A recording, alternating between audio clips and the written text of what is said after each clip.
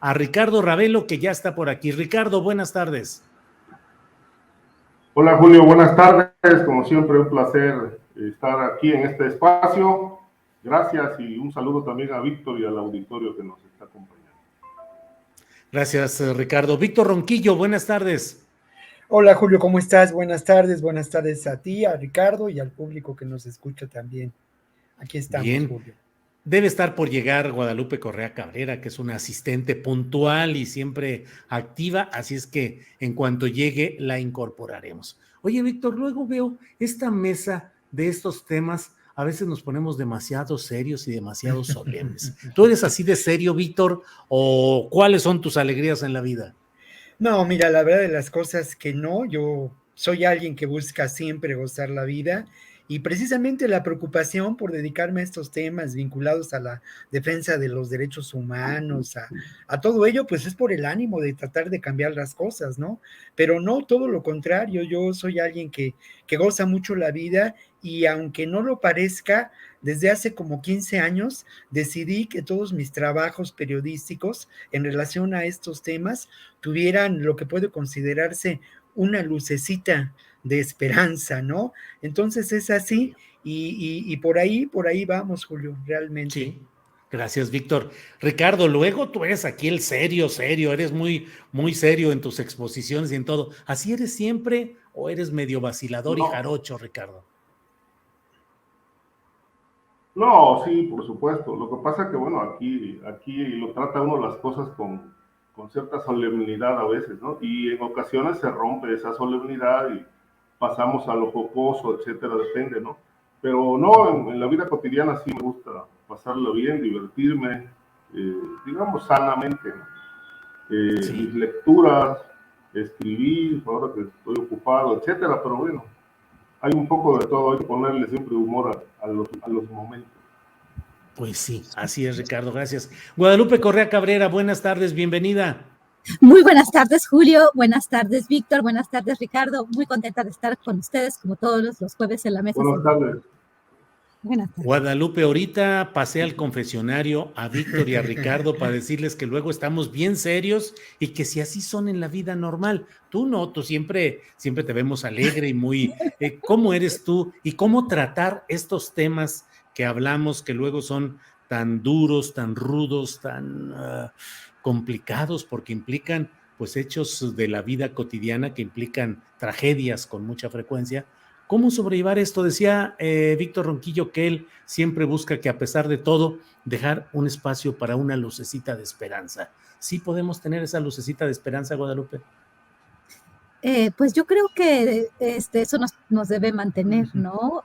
Yo creo que si nosotros vivimos sin esperanza completamente, pues nos moriríamos, ¿no? Definitivamente es una labor complicada porque está llena de emociones negativas, ¿no? De señales negativas. Siempre, y bueno, uno empieza a pensar que no hay pues esperanza, pero yo creo que por eso estamos aquí. Para tratar de pues, dar un poquito de información, de luz, de crítica y poder de alguna forma aportar alguna parte de la solución de un problema, ¿no? Yo en este camino he conocido gente maravillosa, gente como ustedes, por ejemplo, que ha dedicado su vida a informar, a entender, a tratar de entender y a denunciar lo que está sucediendo, ¿no? Yo creo que la denuncia ha hecho cambios, ha logrado cambios en algunos casos, ¿no? Y en algunas estructuras. Yo creo que sí hay cambios y no podemos solamente ver lo negativo, que hay mucho negativo, que es probablemente abrumador, es verdad, ¿no? Pero yo creo que gracias a gente como ustedes y a las personas que he encontrado en el camino, en esta profesión, amigos y gente que me ha enseñado muchas cosas, pues vale la pena seguir adelante. Gracias, Guadalupe. Víctor, ¿y a ti nunca te latió ser periodista de asuntos deportivos, periodista de asuntos musicales, por ejemplo, sí, Víctor? ¿Dedicarte al 100%? Sí. Bueno, no, mira, la verdad de las cosas que yo tuve la fortuna de haber iniciado mi profesión, mi trabajo en el periodismo cultural. Yo no estudié periodismo, yo provengo de la carrera de Lengua y Literatura Hispánicas de la UNAM. Entonces, la primera chamba que tuve fue muy afortunada, fue en el periódico El Nacional.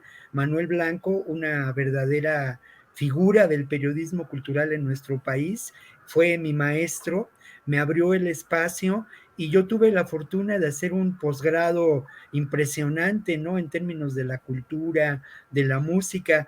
Y luego lo otro, pues bueno, nunca tuve la fortuna de tocar bien el bajo, pero siempre lo quise hacer y fui parte de un grupo de rock que se llamaba Los Cementales Aztecas. Obviamente yo era el que escribía las letras, ¿no? Y era el que Yo echaba a pensaba que tú perder. eras el cemental mayor. Y era el que echaba a perder las letras, pero eso, entonces, la verdad es que la vida me fue llevando y lo que sí fue, digamos, para mí clave fue el haber reconocido que el trabajo, digamos, del periodismo cultural me permitió sensibilizarme hacia el tema de la defensa de los derechos humanos. Yo siempre he considerado que no he hecho periodismo relacionado con la nota roja, sino siempre he hecho un periodismo relacionado con la defensa de los derechos humanos, lo cual me llevó pues a una serie de vertientes, muchas de ellas vinculadas al crimen organizado, al narcotráfico y estas historias. Pero realmente mi verdadera vocación es escribir. Lo paso muy bien cuando escribo, lo paso muy bien también cuando viajo, y la otra gran vocación de mi vida pues es la docencia. En esto tengo ya como año y medio, 2 años de no dar clases, pero a lo largo de toda mi vida he sido profesor a mucha honra, ¿no? Gracias, Víctor. Ricardo Ravelo, ¿tú fuiste reportero de Nota Roja, lo que se entiende como Nota Roja? No, No. de hecho, bueno, yo cuando terminé mis estudios en la Universidad Veracruzana, yo ya estaba trabajando en los periódicos. Desde el segundo semestre empecé a reportear en Veracruz. Prácticamente pasé por todos los periódicos del puerto, el Dictamen, el Notiver, La Nación. Fui corresponsal del Nacional allá por el año 90. Luego, pues cubría de todo, cubría de todo. Ahí me pasó algo muy interesante en el Nacional. Me tocó cubrir el éxodo por la democracia de López Obrador, para el medio local y para el nacional. Entonces me llamaba la atención que me pedían un reporte cada 15 minutos de cuánto avanzaba López Obrador. Entonces yo le decía al jefe de información, le digo, oye, pero ¿qué sentido tiene que yo te esté reportando? Dice, no, manda aunque sea un párrafo o párrafo y medio, 2 párrafos, pero necesitamos mantener checando el avance. Digo, mejor te mando la nota en la tarde ya con todo lo que haya declarado. Pero luego me di cuenta que los reporteros del Nacional y de Notimex, también fui corresponsal del Notimex, la información se usaba para el CISEN o para el órgano de inteligencia de aquel tiempo, y nos usaban a los reporteros para ello. Luego, ya a mediados en el 91, fui corresponsal de Proceso y cubría ya algunas cosas del narcotráfico. Me tocó cubrir aquel evento del Llano de la Víbora, de la matanza de agentes federales, y fue hasta mediados del 90 que yo me incorporé a la revista y me tocó cubrir la fuente, digamos, en este caso policíaca, la PGR, por accidente. Es decir, yo no quería cubrir la fuente policíaca, yo quería más bien las fuentes políticas, pero en aquel momento el jefe de información era Carlos Puig y me dijo, ya no hay fuentes, así que lo único que queda vacante es la PGR, dice, porque ya Nacho Ramírez lo movimos a otra fuente. Entonces, ¿la tomas o no la tomas? Le digo, pues la tomo. Entonces me metí a trabajar todo el tema del crimen ahí, que no fue rápido para, digamos, adentrarme a la fuente. Me llevó un tiempo hacer red de contactos y eso, porque, pues bueno, es una fuente bastante difícil, no es una fuente fácil, pero sí puedo decir que a la vuelta del tiempo ha sido muy enriquecedora desde todos los sentidos. Sí, Ricardo. La pregunta, déjame precisar, no iba con un sentido peyorativo, al contrario. La nota roja, la cobertura de la nota roja ha sido durante mucho tiempo, sí. Sí, Ricardo. ¿Algo quieres decir, Ricardo? Decía el Güero Telles que Sí, decía el Güero Telles que la nota roja es la única que forma humanamente. Sí, o sea, porque es muy completa. así es. Y de ahí proviene la formación de muchos periodistas en el sentido de aprender lo básico en este oficio. Gracias, Ricardo. Es decir, con mucho respeto al ejercicio de los periodistas de nota roja en lo general. Guadalupe Correa Cabrera, yo siempre me pregunto y aprovecho ahorita que estamos aquí en las confidencias, que siempre digo, ¿cómo le hace Guadalupe?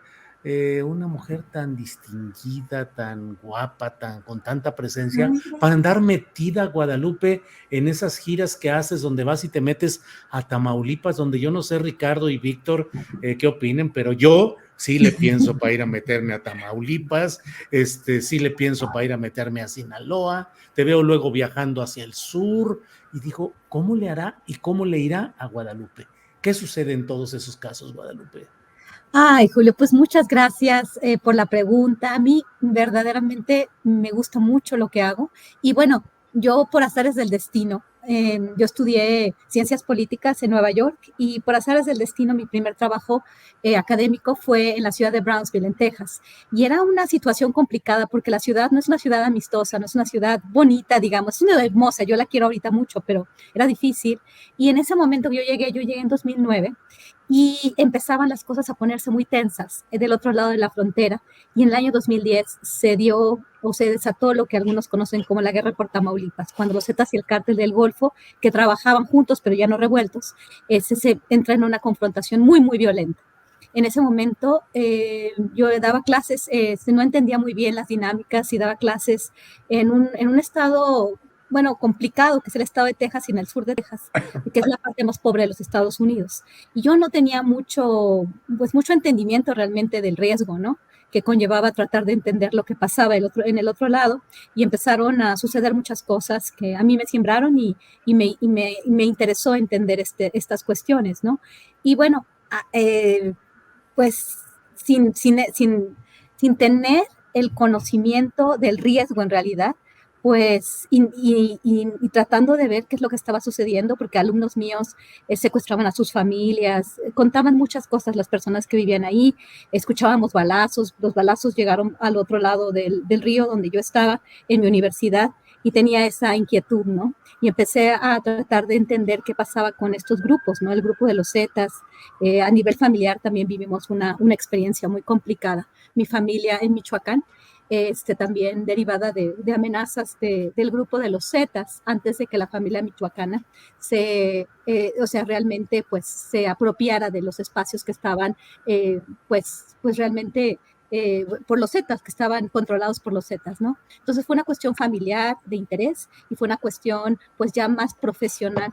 Y en este camino pues me ha ido muy bien, he conocido muchas personas interesantes, mis alumnos me ayudaron a hacer investigación en Tamaulipas, y bueno, hubo mucha comunidad y me gusta, así soy, me encanta viajar, me encanta conocer, es difícil, pero nunca me he sentido una víctima, sino al contrario, una persona con mucha suerte que he tenido de poder hacer todo eso, y aplico para becas, aplico para la posibilidad de que en mi trabajo me den tiempo de hacer esta investigación. En este momento estamos esperando los resultados de unas propuestas que hicimos de trabajar en el tema migratorio y en el tema de narcotráfico. Y bueno, son cosas feas, pero yo las viví muy de cerca por mi familia y las viví muy de cerca por mi propia profesión y donde estaba yo ubicada, ¿no? En la ciudad de Brownsville, al ladito del puente fronterizo. Yo caminaba 10 minutos y estaba en Matamoros. Y tenía muchos alumnos en Matamoros, tenía muchos conocidos en la frontera chica, y conocí de manera pues muy, muy personal la tragedia de muchas personas que estaban siendo extorsionadas, pero al mismo tiempo pues hice muchos amigos también en las redes sociales con los tuiteros que reportaban situaciones de riesgo en Tamaulipas. Gracias, Guadalupe. Fíjate lo que son las cosas. A veces con mi esposa Ángeles platicamos cuando las cosas se ponen un poco complicadas y amenazantes por acá. Le digo, oye, vámonos a Bronzeville, a McAllen. El chiste está nomás que le crucemos tantito y ya de ahí nos mantenemos un rato y luego ya regresamos.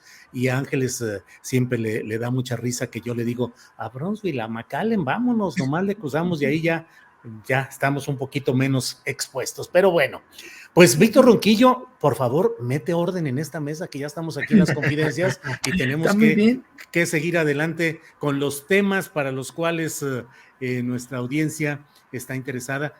Pues está el tema de la presunta, bueno, el anuncio de la FGR, de las carpetas de investigación contra Peña Nieto, todo lo que hablan, lavado, transferencias dudosas, de todo. ¿Qué opinas de este nuevo asomo del caso Peña Nieto? Si crees que haya viabilidad justiciera o va a ser nada más un ruidito temporal. ¿Qué opinas, Víctor? Mira, yo creo, y hoy lo pensaba en la mañana, creo que es, digamos, muy necesario para el gobierno de la Cuarta Transformación el poner en el banquillo de los acusados al régimen neoliberal, ponerlo de manera seria, con pruebas, llevar a algunos de los protagonistas de este régimen a una causa penal. El caso Lozoya, pues, ¿cómo llamarlo, no? Fuegos artificiales, mucho ruido, pocas nueces, el parto de los montes, pero me parece que hay una deuda pendiente en términos de verdadera justicia. Ahí está la consulta y los resultados de la consulta para que los expresidentes fueran llevados a juicio. No voy a repasar las causas posibles por las que estos expresidentes podrían ser llevados a juicios, pero no hay duda de que este elemento de justicia también está relacionado pues con el momento político que vivimos, ¿no? Un momento político ya determinante en función del 2024, un momento político también determinante en cuanto a una de las elecciones más importantes, las dos son muy importantes el próximo año, tanto la del Estado de México como la de Coahuila, pero la del Estado de México reviste un carácter, si me permiten la palabra, simbólico, ¿no? En términos políticos. Entonces, este hecho que además es increíble, es solamente un anuncio de que la Fiscalía General de la República realizará investigaciones, no es nada más que eso, un anuncio. Ahora, es un anuncio que también pues nos hace pensar en muchos elementos que he mencionado y en otro más que sí quisiera yo recordar y que aquí ya lo habíamos comentado, ¿no? Por mucho tiempo se habló del posible compromiso político de López Obrador con Peña Nieto. Pues obviamente este compromiso político es evidente que no existe, o por lo menos ese compromiso político no era pues para que Peña Nieto actuara con toda impunidad. Por otro lado, yo también quisiera mirar el momento del gobierno de Peña Nieto, pues que como el momento, digamos, culminante de las contradicciones, de la crisis del régimen neoliberal. Es un momento, si lo miramos con la perspectiva que dan los años, de una enorme crisis política del Partido Revolucionario Institucional, del sistema político mexicano, y es también un enorme momento de crisis en términos de distintos tramados de corrupción. Pues como todos nosotros, ¿no? Tenemos amigos en diferentes ámbitos. Yo tengo algunos amigos que son empresarios de diferentes niveles. Algunos de ellos pues les ha ido muy bien en la vida y han hecho mucha lana. Otros no tanto, pero pues han mantenido su trabajo como empresarios. Y todos, ahí sí todos. No hay uno solo que no diga que pues el momento más extremo de la corrupción vivida a lo largo del régimen neoliberal fue el momento de Peña Nieto en diferentes ámbitos de lo que podemos considerar la economía y el trabajo con los empresarios, ¿no? Entonces creo que en definitiva es necesario y me parece una exigencia que tenemos, de la que tenemos que hacer eco, el que estos expresidentes sean sometidos a la justicia, ¿no? Y es también de llamar la atención como en el caso de Peña Nieto, los delitos que le son imputados, pues tienen que ver con ello, ¿no? Tienen que ver con la corrupción y tienen que ver con la crisis del sistema político mexicano vivida en esos años. Bien, gracias, Víctor. Ricardo Ravelo, ¿qué opinas de este anuncio de la Fiscalía General de la República de que se están perfeccionando, integrando estas carpetas de investigación? ¿Qué te sugiere? ¿Que hay de verdad un ánimo justiciero que pronto podría expresarse? ¿Es una presión electoral hacia el Estado de México? ¿Es simplemente una cortina de humo o una respuesta a las preocupaciones del presidente de la República en la mañanera sobre este mismo tema? ¿Qué opinas, Ricardo?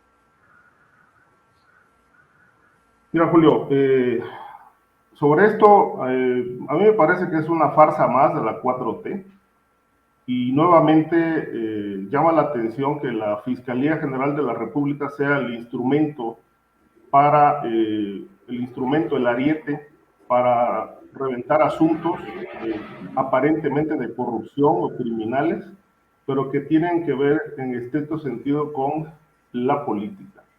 Es decir, el presidente ha dicho que la Fiscalía es independiente y que él no tiene nada que ver en la integración de esas carpetas.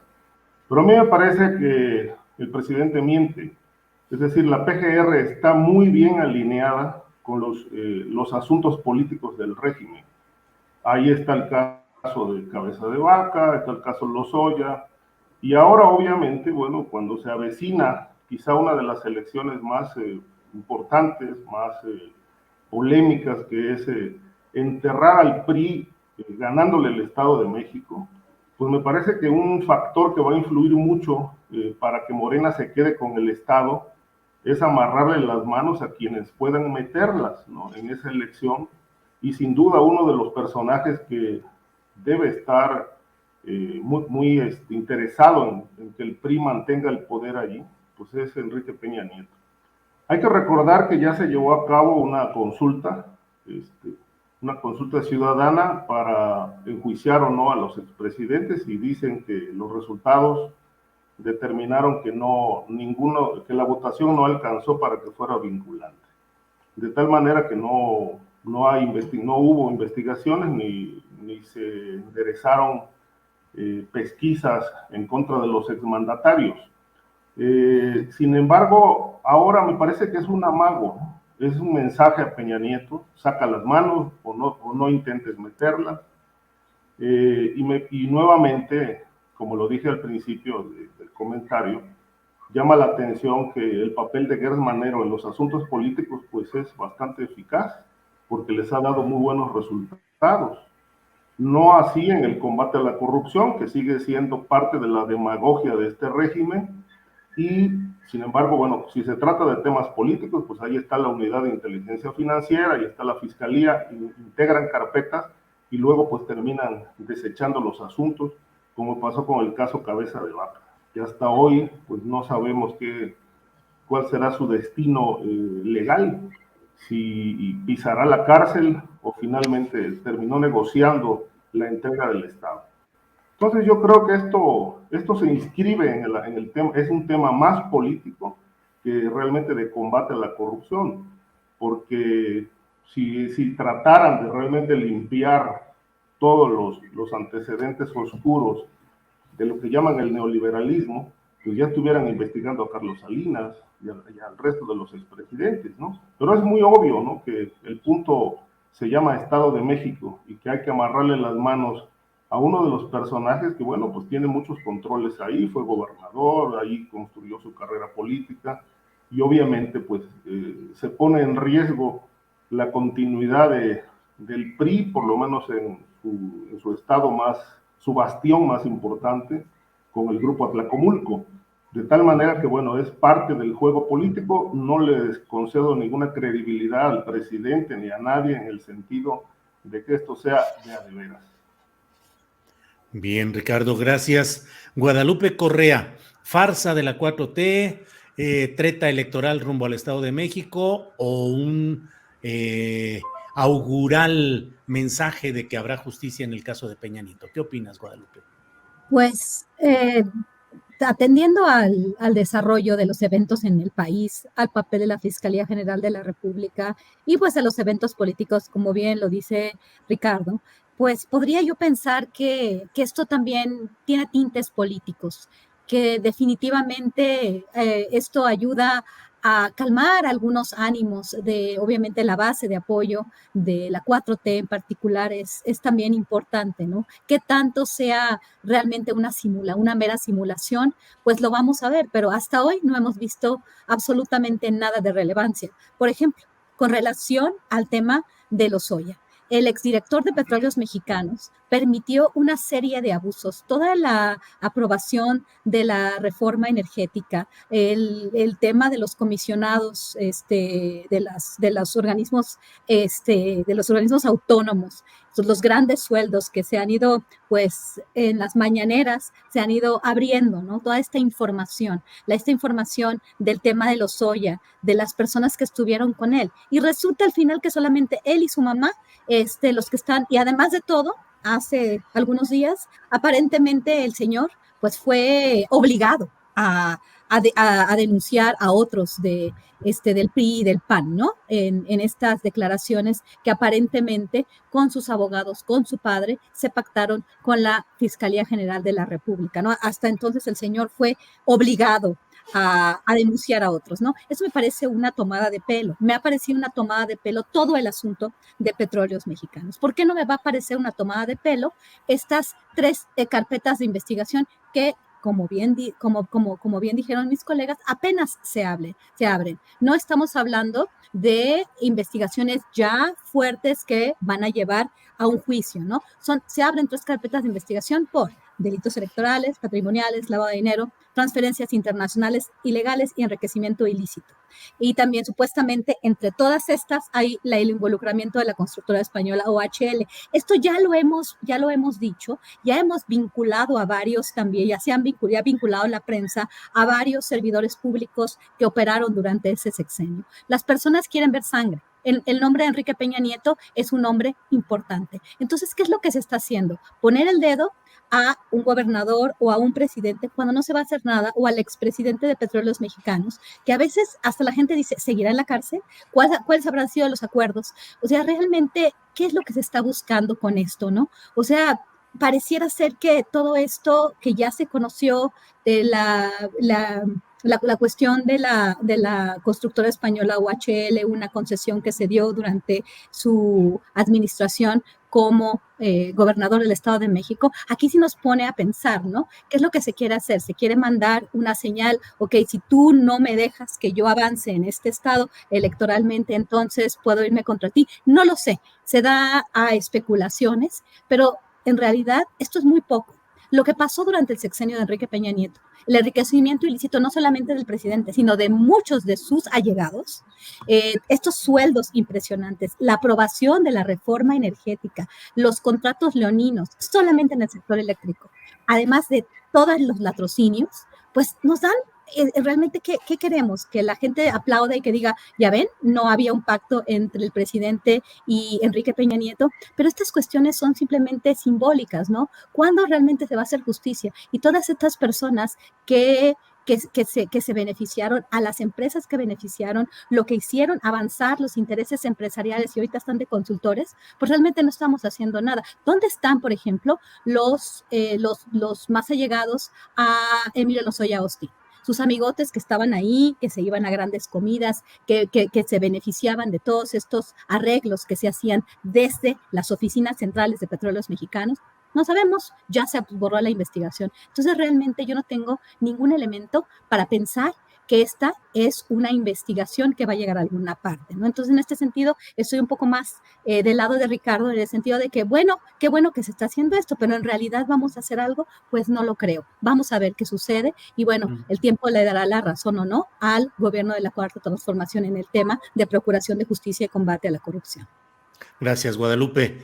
Víctor Ronquillo, ya que hablamos de exocupantes de Los Pinos, bueno, pues apareció en escena Sandra Ávila Beltrán, conocida como la Reina del Pacífico. Dio una entrevista a un youtubero muy famoso y muy exitoso, tanto que obviamente yo no lo conocía, pero es un cuate que tiene 6 millones de seguidores o 4 millones y medio, no sé, y le dio una entrevista de más de 1 hora a Sandra Ávila Beltrán, y entre otras cosas, pues se le va duro a Felipe Calderón y dice que es un asesino, un narcotraficante que tuvo acuerdos con los cárteles y que tanto él como su familia recibieron ese dinero proveniente de esas actividades ilícitas. Hay quienes dicen, no le vas a dar credibilidad a la versión de alguien, una delincuente, pero sucede que formalmente, según entiendo, y tú me corregirás, Víctor o Ricardo, Guadalupe, pero formalmente la señora Ávila Beltrán salió libre, entiendo que fuera sin cargos, con inocencia, o sea, no es formalmente una delincuente. Entonces, ¿qué opinas de todo esto, Víctor? Bueno, creo que hay muchas, digamos, aristas, ¿no? Para entrarle al asunto. Lo primero es, mira, yo hoy en la mañana vi la entrevista completa, 1 hora, creo que 1 hora 12 minutos, algo Sí. por el estilo, y solamente en los últimos 2 minutos, 2 o 4 minutos, justo en el minuto, a la hora 10, ya para concluir la entrevista es cuando Sandra Ávila empieza a hablar de Calderón plenamente, ¿no? Y lo llama asesino y narcotraficante, claramente. Y menciona lo que ya señalabas, Julio. Bueno, yo decía que hay varios aspectos, ¿no? Lo primero es el tema, pues, de la degradación que existe de lo público, sin duda, a través de estos canales de YouTube. Un personaje que, de acuerdo a lo que yo pude observar, pues no tiene la menor formación ni periodística, ni social, ni mucho menos, para pues plantarse frente al micrófono, ¿no? En el caso del entrevistador, una persona más corriente que común, realmente, ¿no? Y obviamente una entrevista pactada con Sandra Ávila, que pues ha crecido con presencia, y esto nos deja ver este elemento de degradación social que está presente, ¿no? En las redes sociales, en TikTok, en Facebook. Tiene también decenas de miles de seguidores, Sandra Ávila, ¿no? Preocupante en términos de esta degradación social. Yo creo que Sandra Ávila, no creo, esto es un hecho, Sandra Ávila pertenece a lo que podemos considerar esta aristocracia, de manera entrecomillada, del propio narcotráfico, ¿no?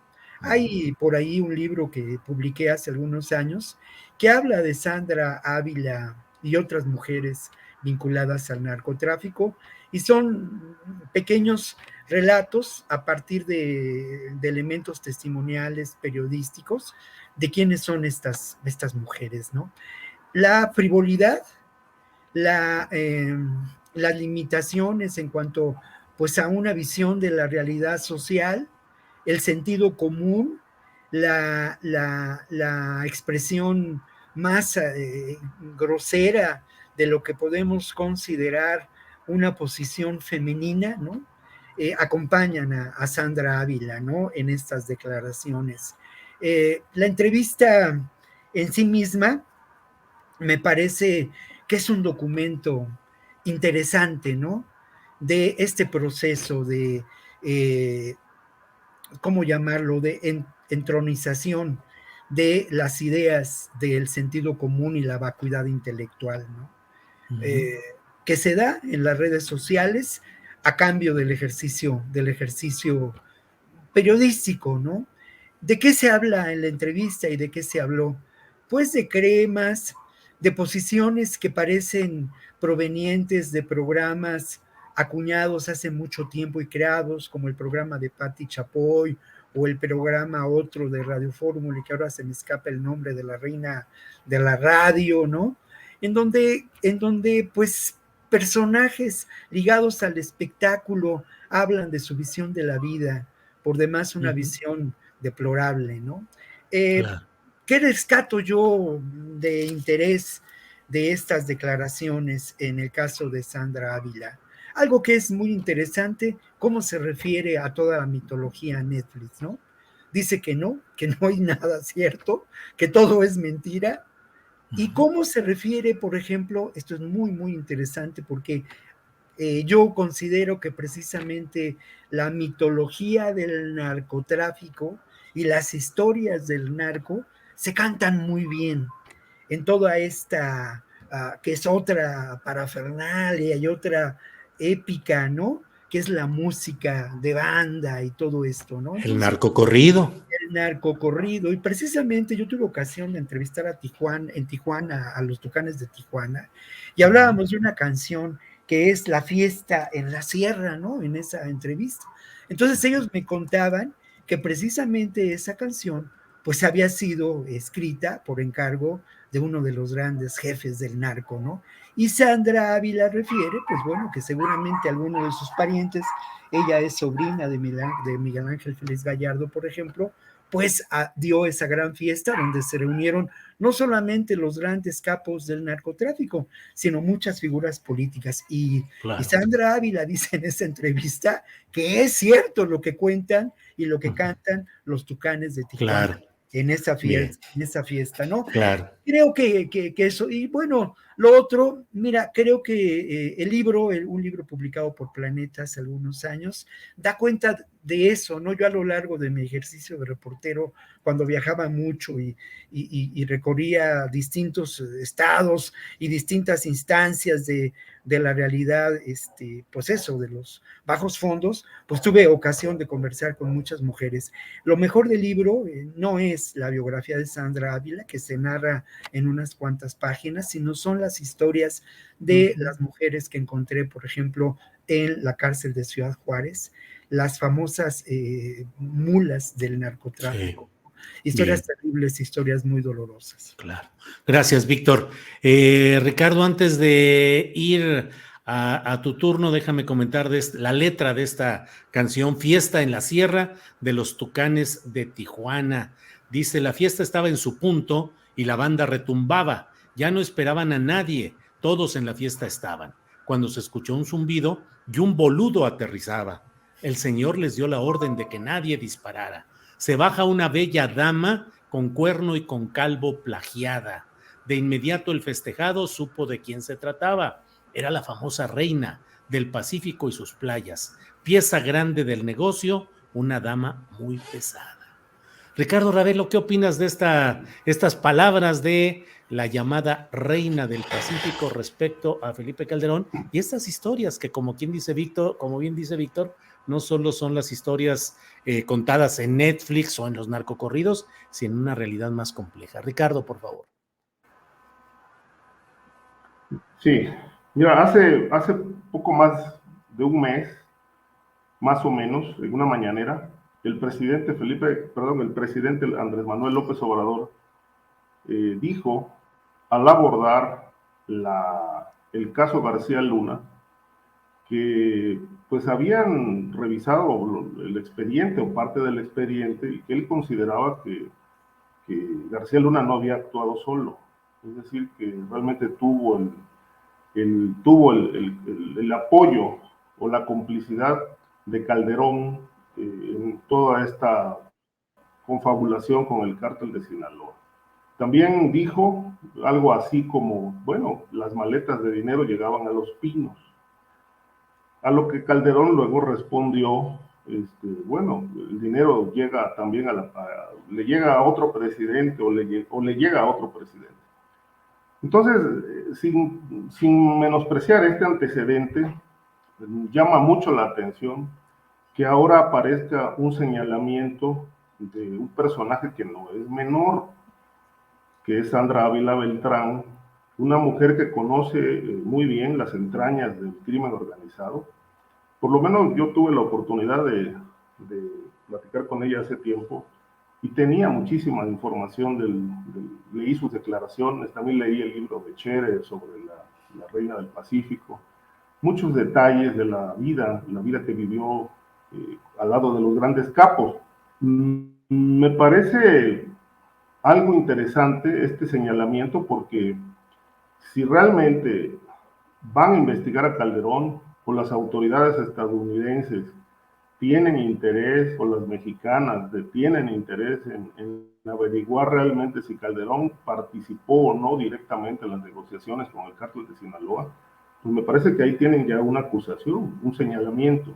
Es decir, cuando la autoridad quiere realmente investigar, le basta un detalle para emprender la investigación de oficio y integrar una carpeta contra, en este caso, el expresidente Calderón, sobre quien hay demasiado ruido desde hace tiempo, a partir de la caída en prisión de quien fuera su mano derecha en el gobierno federal y en el combate al crimen en aquel momento, que es Genaro García Luna. Hasta hoy no ha habido una incriminación directa contra Calderón. Yo es la primera que escucho un señalamiento de que pactaron y que le entregaban dinero a Calderón, y obviamente, bueno, viene de quien es considerada una pieza elemental, o fue considerada una pieza elemental.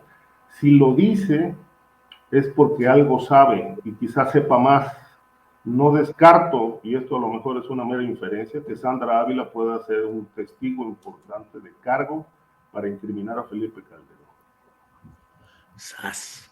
Ricardo, pues ahora sí que son, como luego dicen, palabras mayores. Guadalupe, ¿qué opinas de esto, de la entrevista, las palabras de Sandra Ávila Beltrán y particularmente lo que perfila o analiza o comenta Ricardo en el sentido de que podía ser un testigo de cargo contra Felipe Calderón por ser la primera voz que abierta y concretamente hace señalamientos de índole de presunción delictiva contra Felipe Calderón? Guadalupe. Sí, es un tema que a mí me gustaría llevarlo por otro lado. Definitivamente, ¿no? Lo que va a suceder con el caso de Genaro García Luna y, bueno, el juicio que muy probablemente no se vaya a dar, como lo hemos dicho muchas veces aquí, si se diera el caso y conociéramos muchas más de las pruebas y los testigos y todo lo que supuestamente existe ahorita, pues nos daríamos cuenta muy probablemente que hubo conocimiento del presidente, ¿no? Me parece otra tomada de pelo la que nos quiere hacer ver el expresidente Felipe Calderón, de que no sabía que en la Secretaría de Seguridad Pública su mano derecha en el tema de seguridad y la mano derecha las manos derechas de la mano derecha también estaban vinculados al narcotráfico. Esto me parece muy, muy difícil de creer, ¿no? Independientemente de lo que pueda decir Sandra Ávila Beltrán, ¿qué es lo que significa esta persona, ¿no? Realmente es volver a hacer esta narrativa, ¿no? Alimentar esta narrativa de la mano de una declaración de una guerra contra las drogas. Si nosotros nos acordamos, se dio en septiembre de 2007 esta detención de Sandra Ávila Beltrán junto a su pareja, ¿no? El narcotraficante colombiano, el Tigre, ¿no? Juan Diego Espinosa. Entonces aquí estaba toda esta trama de que, bueno, ella, que era familiar de Rafael Caro Quintero, José Quintero Payán y Miguel Ángel Félix Gallardo, es como la mujer, es la reina del Pacífico. Contribuye todo esto a la narrativa, ¿no? También las mujeres, hay reinas, ¿no? La Reina del Sur, que fue una novela, pues ahora se convirtió en realidad. Y esto abona, y esto consolida, y esto nos hace, pues, aceptar de alguna forma, ¿no? A la opinión pública, sí, una guerra contra las drogas, que bueno, estos capos malos que matan, y bueno, ahora también la mujer, la reina del sur, ahora es la reina del Pacífico, ¿no? Y es familiar de todos estos narcotraficantes y está vinculada con los colombianos. Lo que sí sabemos es que tanto en Estados Unidos, pues realmente, pues se le declara no culpable, ¿no? Aunque se hubiera esperado que tuviera cadena perpetua, aquí también se ordena su libertad en el año 2015. ¿Qué tanto sabe de Felipe Calderón? Pues es difícil, ¿no? Que una persona que supuestamente estuvo vinculada al narcotráfico, que Felipe Calderón se relacionó directamente con ellos, a veces me parece un poco también abonando a esta serie de Netflix. Lo que me interesa, y es muy, muy importante, que la figura de Sandra Ávila Beltrán también ha enriquecido toda esta serie de narrativas que han sido reproducidas por los medios de comunicación masivos, ¿no? Lo mismo que pasó con la esposa de Joaquín, el Chapo Guzmán, con Emma Coronel, y toda esta serie de reportajes sobre las narcas, sobre las mujeres y el narco, sobre las luchonas, sobre las cirugías plásticas, o sea, haciendo ya de esto toda una industria, ¿no? Una industria del entretenimiento, la mujer en el narco, todo mercantilizado y finalmente enfocado en un público narco mexicano, los mexicanos narcos, los estadounidenses, como también lo he dicho en este espacio. Todo esto contribuye a hacer pues la narrativa Netflix, la historia de Netflix más interesante aún, ¿no? Esto ha sido Sandra Ávila Beltrán, su su nombre, ¿no? Como la conocemos, la reina del Pacífico, y bueno, también las mujeres en el narco. Esto a mí me lo han preguntado muchos periodistas, ¿no? Y periodistas hombres, pero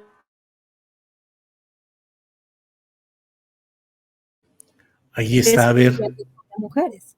Es muy desafortunado, ¿no? Cómo se ha utilizado el nombre, la figura, los contactos, y no sabemos realmente si esto tiene que ver realmente con un tema de crimen organizado, de narcotráfico, donde también Estados Unidos, donde las agencias estadounidenses han estado en el centro de la historia, ¿no? Y bueno, finalmente, si nosotros nos ponemos a poner dedos, ¿no? A los narcotraficantes de siempre, al cartel de Sinaloa, al cartel de Guadalajara y a estas figuras míticas, pues seguimos haciendo que el sueño mojado de los estadounidenses, de que todos los mexicanos se vayan en contra del narco y sigamos con esta lógica, pues se siga reproduciendo. Gracias, Guadalupe. Víctor Ronquillo, otro tema que está pues en la polémica. Acabo de entrevistar hace algunos minutos a Mary Sainz, la esposa de Israel Vallarta, y entre otras cosas dice que hay una protesta y que van a denunciar tanto ella como Israel, como Mario Vallarta, la designación de Asael Ruiz Ortega como el nuevo titular de los penales federales. Tiene un nombre oficial más largo y más aspiracional de estos centros de readaptación o rehabilitación social, pero finalmente es eso. ¿Qué opinas del nombramiento de este personaje, Asael Ruiz Ortega, en este cargo federal de atender los penales? Víctor Ronquillo. Mira, yo creo que tenemos que tomar en cuenta lo que ha ocurrido en la Ciudad de México, en los penales de la Ciudad de México. De ahí proviene su anterior trabajo y su anterior gestión al frente de los penales. ¿Y qué es lo que encontramos en los penales de la Ciudad de México? Encontramos, desde mi punto de vista, una paz, entre comillas, que podía ser algo similar a esa paz mafiosa, ¿no?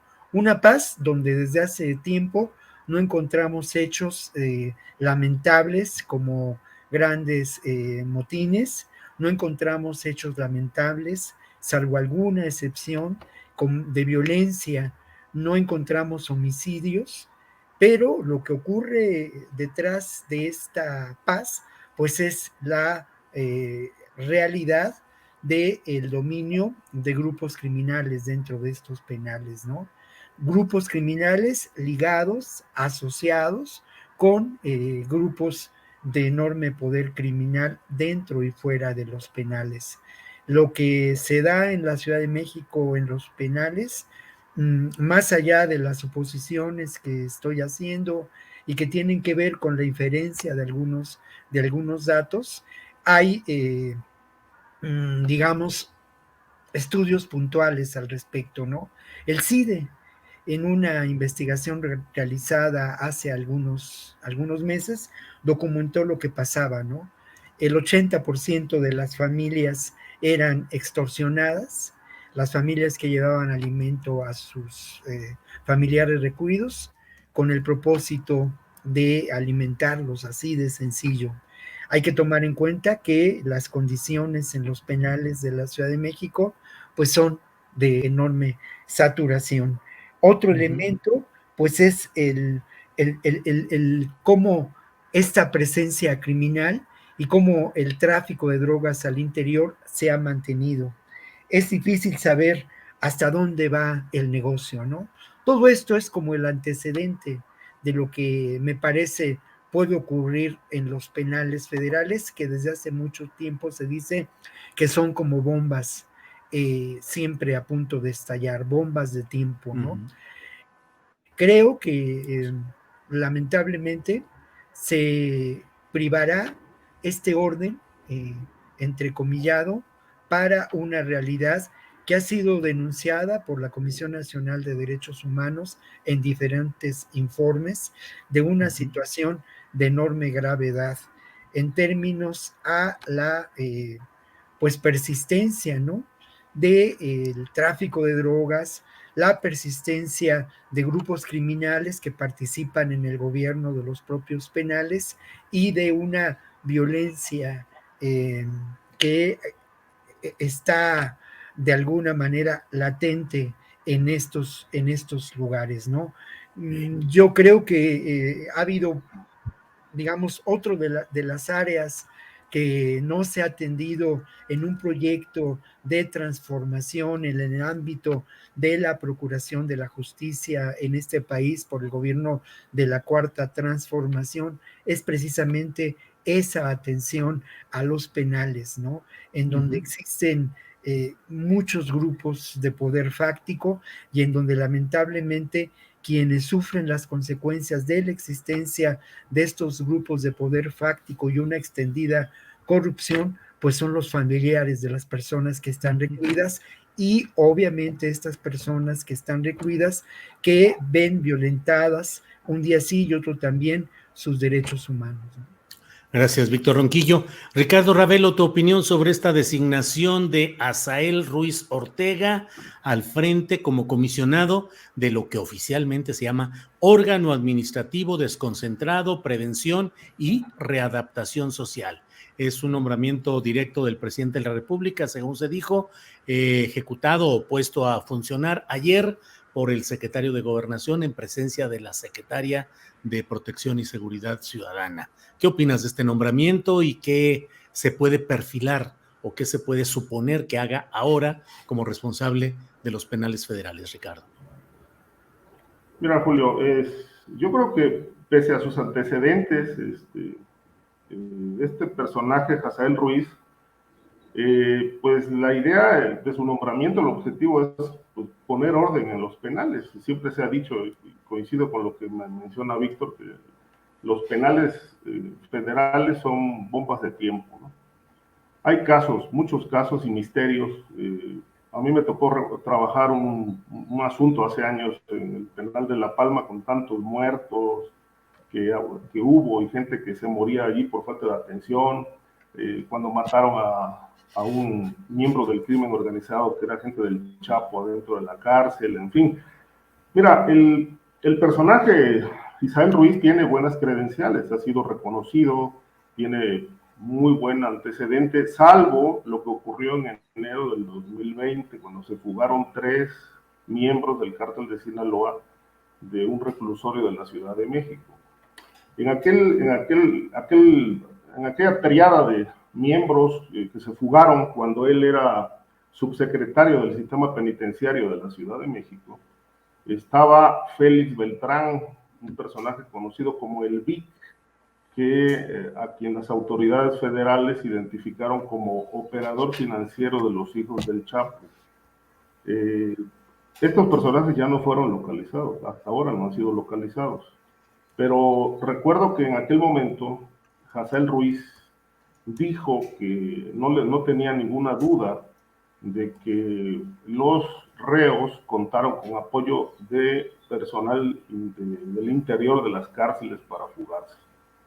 Todo esto quedó sepultado allí en la desmemoria, porque pues ya no se tomó en cuenta, no se le dio seguimiento a ese tema, pero bueno, él cargó con esa parte de esa responsabilidad de lo que estaba pasando en los penales y por qué se había dado esta fuga, pues que no eran personajes menores, ¿no? Eran miembros del cártel de Sinaloa y uno de ellos, según la fiscalía, pues era el lavador de dinero de los hijos del Chapo. Esto ocurrió también en aquel contexto del caso Ovidio, y todo lo que se ha dicho al respecto, ¿no? De este acercamiento, relación o no del presidente con ese grupo criminal.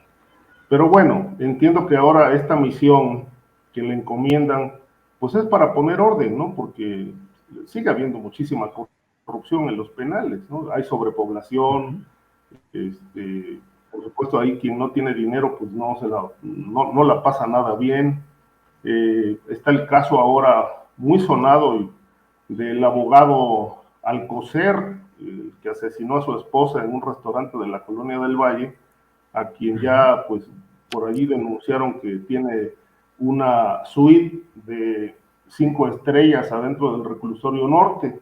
En fin, hay todo este tipo de tráfico de influencias y vicios y fallas que lamentablemente siguen imperando en los penales, tanto federales como de estatales, y que realmente, bueno, pues son espacios de violencia, espacios donde se comercia con drogas, y que, bueno, las propias autoridades penitenciarias son las que propician, fomentan y protegen todo este tipo de actividades. Yo creo que sí es momento de sanear la vida interna en los penales. No sé si Hazael Ruiz sea la persona indicada, pero bueno, por lo menos tiene ya el nombramiento y el presidente ha depositado en él su confianza. Gracias, Ricardo. Guadalupe Correa, ¿qué opinas de este nombramiento de nuevo director de los penales federales? Tu micrófono. Pues a mí, Julio, sí me deja un sabor de boca, bueno, no me parece muy adecuado, vamos, ¿no? No nada más son esas 3 fugas. Supuestamente, de acuerdo a la cobertura de Infobae tiene una cobertura muy especial en estos últimos años y principalmente en los años más recientes. ¿Quieres conocer algo del narco? Ellos te dicen nombre, detalle, el narco, la fecha, una serie de hechos muy bien documentados, ¿no? Aparentemente muy bien documentados, se han enfocado en esto, obviamente sin un análisis más profundo y obviamente siempre enfocado en el tema del narco mexicano. Pero me parece interesante su reportaje, ¿no?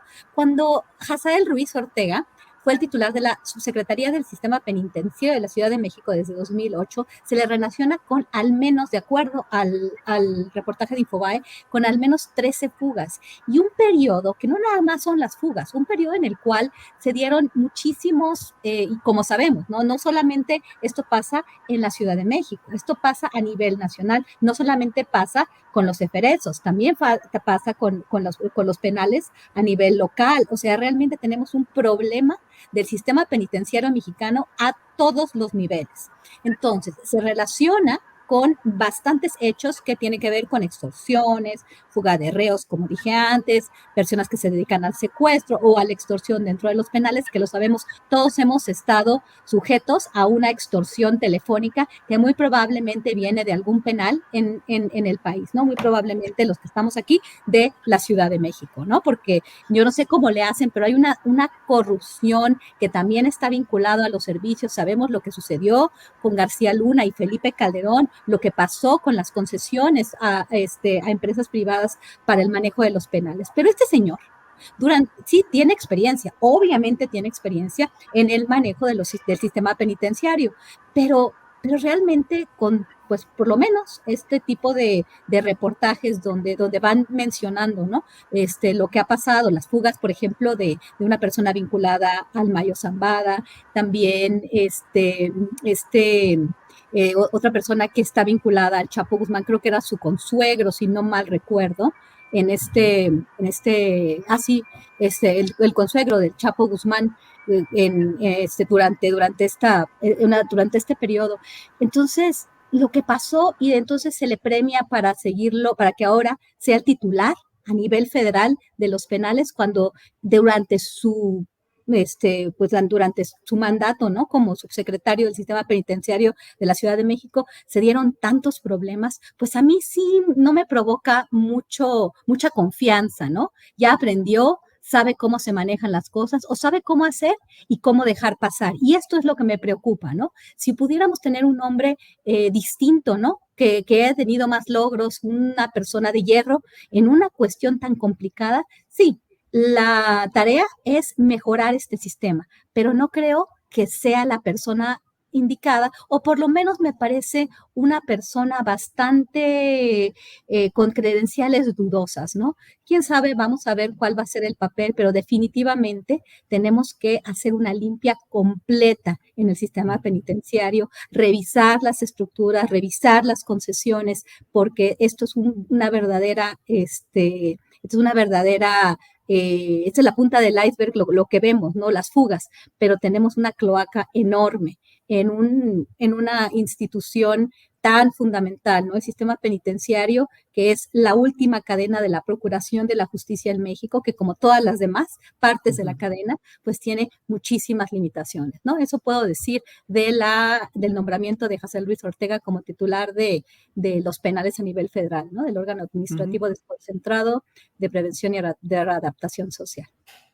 Muy bien, Guadalupe, muchas gracias. Pues les digo que ahora andamos puntualazos, son las 3 de la tarde con 1 minuto, así es que no me queda sino agradecerles la oportunidad de contar en este jueves 4 de agosto con su presencia, su participación. Víctor Ronquillo, gracias como siempre y buenas tardes. Tu micrófono, Víctor. Perdón, ya me lo prendieron. Bueno. Oye, pues muchas gracias y solamente invitarlos. Vamos a estrenar en el canal 11 la próxima semana una serie muy interesante, se llama Lenguas en Resistencia. El estreno es el 8 de agosto a las 8:30 de la noche. Es una serie documental y que precisamente habla de los procesos de resistencia cultural de los pueblos originarios en México, teniendo como eje, como motivo cultural, la lengua, ¿no? Y la cultura que está detrás de esa lengua. La vamos a estrenar con motivo del Día Internacional de los Pueblos Indígenas, que es el 9 de agosto. Es una serie documental de 10 capítulos. Entonces, ojalá nos puedan acompañar a las 8:30 de la noche en Canal 11. Muy bien, gracias, Víctor. Ricardo Ravelo, ¿de qué te ríes, Ricardo? Del comercialote. Le vamos a pasar la factura mañana. Sí, mañana le vamos a pasar la factura. Que yo digo, ¿no? Al amigo Víctor. Sí, ya con eso él tiene que pagar, ya, Víctor, ni modo. Nadie dijo nada de los postes, entonces. Yo como mucho, Víctor. Voy a llegar con hambre. Sí, Ricardo, gracias y buenas tardes. Muchas gracias, sí, que estén muy bien, pásenla bien, buen fin de semana. Mañana por ahí tenemos un tema pendiente, agendado más bien. Así es, así lo tenemos ya. Guadalupe Correa Cabrera, gracias, buenas tardes. Pues aquí muy, muy contenta de terminar este programa y pues también con esta deuda que nos tiene Víctor Ronquillo. Estoy muy contenta voy a tener hambre. Sí, ni modo, Víctor, ni modo. Bueno, pues gracias a los tres, nos vemos pronto, muy pronto. Nos vemos, gracias.